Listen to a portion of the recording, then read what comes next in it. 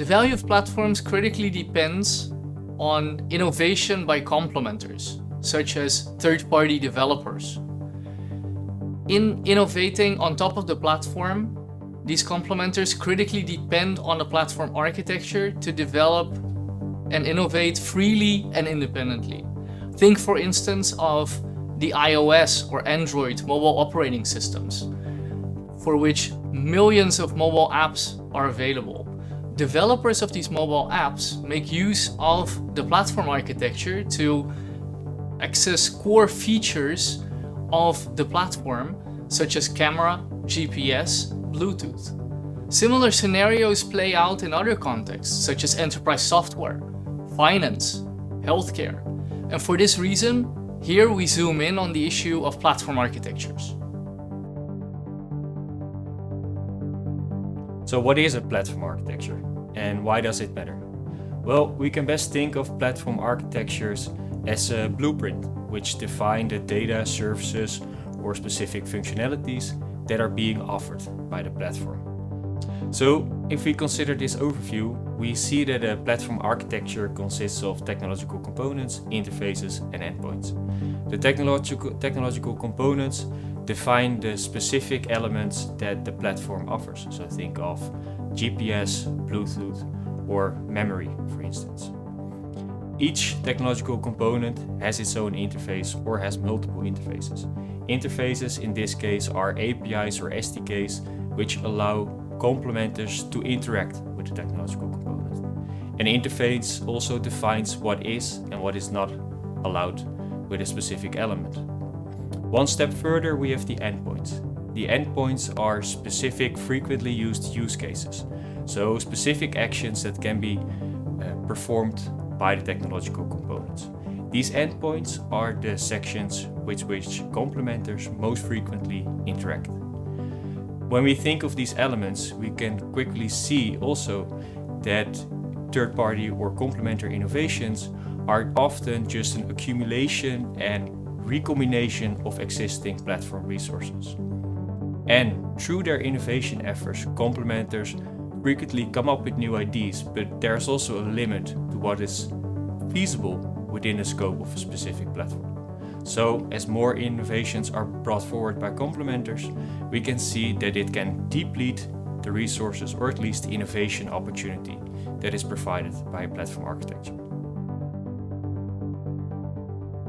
So the platform architecture has to evolve over time in order to create and renew innovation opportunities for complementors.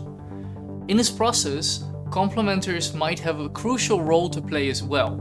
After all, they are the ones most directly working with the platform architecture to address emerging consumer needs. Hence, there's a lot that platform owners can learn from their experiences.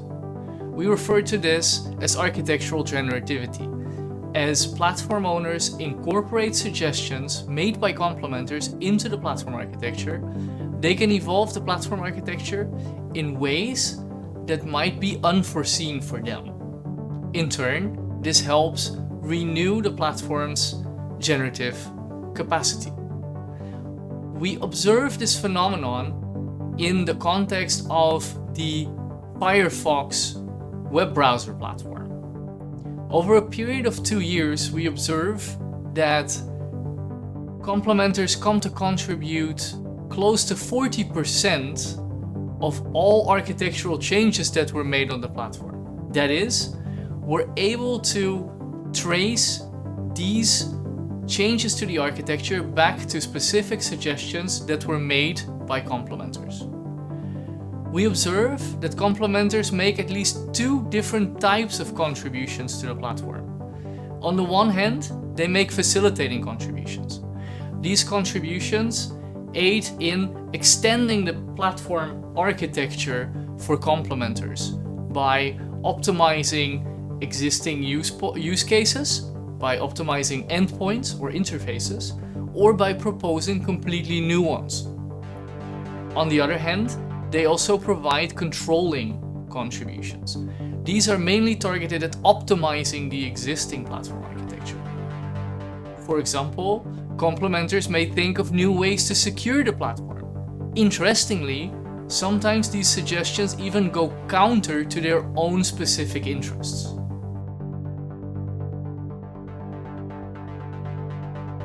But how do you manage the incorporation of complementary contributions?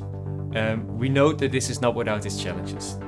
Very importantly is that most of the complementary contributions are defined based on their own direct experience of working with platform architecture. This means that their contributions are very much heterogeneous in nature, but also are differing in terms of quality. So every complementer has its own issues when working on a platform architecture, and this can result in very differing contributions and differing suggestions. Therefore, we want to offer 3 guidelines for managers in helping out with the solicitation and incorporation of complementary contributions. The first one is organize the solicitation of complementary contributions. What we mean with that is that you need to have a specific feedback structure or forum through which complementors can make their contributions. Most importantly is that this is transparent and open to all complementors. This will help the platform owner or manager to interact and also to have complementors build upon each other's ideas. The second one is managing complementary contributions when there are conflicting interests. Given that most of the contributions are based upon personal experiences and oftentimes complementors are competing upon the platform architecture with one another, it is important to note that there can be a conflict of interest in how a certain suggestion or idea should be incorporated. Again, it is up to the platform owner or manager to resolve these issues.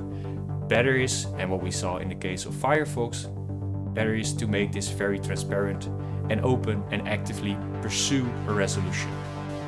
Lastly, we have the guideline, consider technological interdependencies. A platform architecture consists of many different components, sometimes thousands. While complementors actively work with platform architecture, they often do so with only a set of it.